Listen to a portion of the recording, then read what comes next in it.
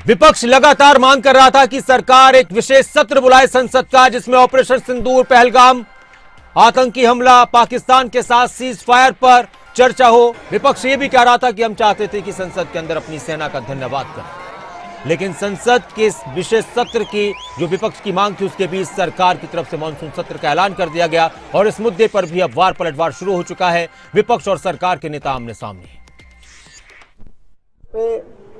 ये आक्रमण हुआ पहलगाम में, तो कांग्रेस पार्टी ने और तमाम विपक्षी दलों ने पूर्ण रूप से देश के सशस्त्र बलों को अपना समर्थन और देश की सरकार को जवाबी कार्रवाई करने के लिए अपना समर्थन देने का निर्णय लिया था। उसके बाद जो घटनाक्रम जिस तरीके से घटित हुई वो भी आपके सामने है।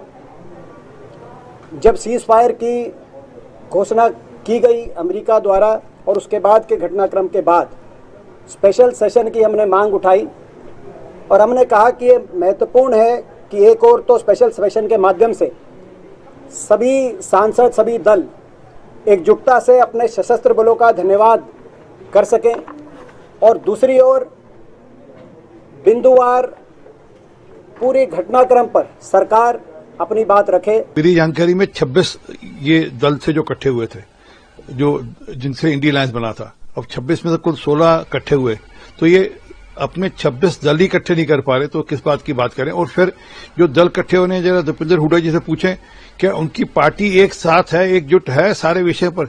शशि थरूर जी, या मनीष तिवारी जी, या आनंद शर्मा जी, या सलमान खुर्शीद जी, जरा उनको भी ऑन बोर्ड ले लेना चाहिए कांग्रेस पार्टी को। देखिए, जब हम युद्ध जैसे हालात में होते हैं ना, मैंने पहले भी कहा था कि कोई मैं नहीं होता कि ये मेरी पार्टी है, आपकी पार्टी।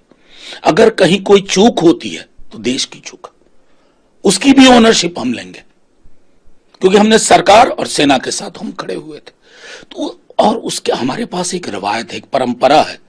62 में युद्ध के मध्य संसद बैठी थी, उन परिपाटी का परिपालन होना।